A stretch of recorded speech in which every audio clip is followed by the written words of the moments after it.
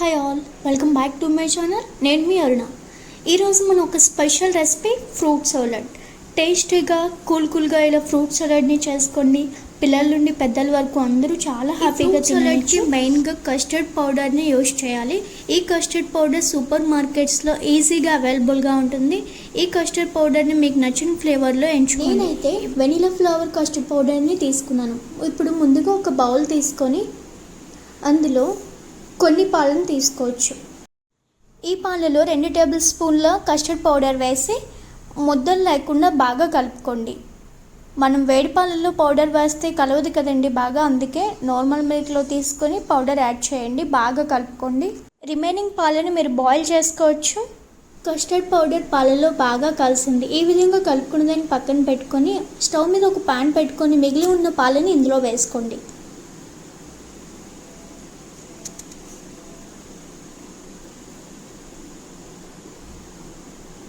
చూసారా, ఒక పొంగు వచ్చింది. ఈ విధంగా ఒక పొంగు రాగానే పాలు బాగా వేడయ్యాయని అర్థం. చూసారు కదా, ఈ విధంగా మరుగుతున్న పాలల్లో మనం షుగర్ యాడ్ చేసుకోవాలి. మన టేస్ట్కి సరిపడా. నేనైతే 1/2 కప్ వరకు షుగర్ యాడ్ చేసుకుంటున్నాను.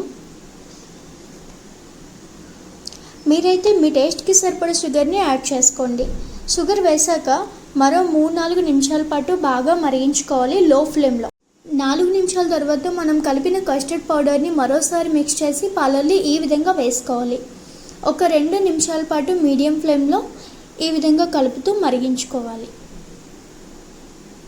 కస్టర్డ్ పౌడర్ వేయడం వల్ల పాలు చిక్కగాను మరియు టేస్టీగాను వస్తాయి. మీడియం ఫ్లేమ్లోనే మరిగించుకోవాలి, ఆ విషయం మర్చిపోకండి.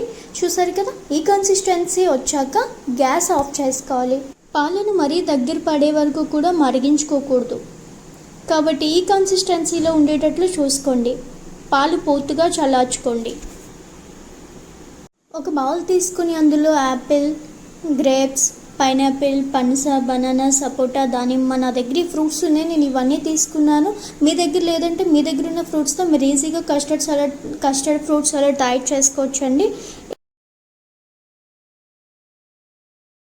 ఈ విధంగా అన్ని ఫ్రూట్స్ తీసుకున్నాక ఒకసారి బాగా కలపండి, అన్నీ కలిసే విధంగా. ఈ విధంగా కలిపిన తర్వాత ఆల్రెడీ మనం పాలను చల్లారి పెట్టుకున్నాం కదా, అవి చల్లారాక చిక్కగా అవుతాయండి. ఆ పాలు పూర్తిగా చల్లారాక ఇలా బౌల్లోకి తీసుకోండి. ఈ విధంగా బౌల్లో వేసి 2 కలిసి బాగా మిక్స్ అయ్యేటట్లు కలపండి. ఇలా మనం ఇంట్లో ఉన్న ఫ్రూట్స్తోనే ఈజీగా ఫ్రూట్ సలాడ్ చేసుకోవచ్చు. ఇలా తయారు చేసిన ఫ్రూట్ సలాడ్ని ఒక 2 లేదా 3 గంటల పాటు ఫ్రిడ్జ్లో పెట్టి ఉంచండి. ఆఫ్టర్ 2 అవర్స్ చూడండి, ఈ విధంగా కొంచెం థిక్గా అయింది. ఇప్పుడు నేను దానిపైన దానిమ్మ వేసి ఈ విధంగా గార్నిష్ చేసుకున్నాను. మీకు ఇష్టం ఉంటే ఈ ఫ్రూట్ సలాడ్లో ఐస్ క్రీమ్ కూడా తీసుకోవచ్చు. ఐస్ క్రీమ్ వేసుకుంటే మరింత టేస్టీగా ఉంటుంది. సో ఇలా తయారు చేసిన ఫ్రూట్ సలాడ్ని మీరు కానీ చిన్నపిల్లల నుంచి పెద్ద పిల్లల వరకు అందరూ తినొచ్చు అండి, హ్యాపీగా తినొచ్చు. సో చూసారు కదా, చాలా టేస్టీగా అద్భుతంగా ఉంది. ఈ ఫ్రూట్ కస్టర్డ్ సలాడ్ మీకు కూడా నచ్చితే ట్రై చేసి కామెంట్ బాక్స్లో కామెంట్ చేయండి ఎలా వచ్చింది ఏంటి అనేసి.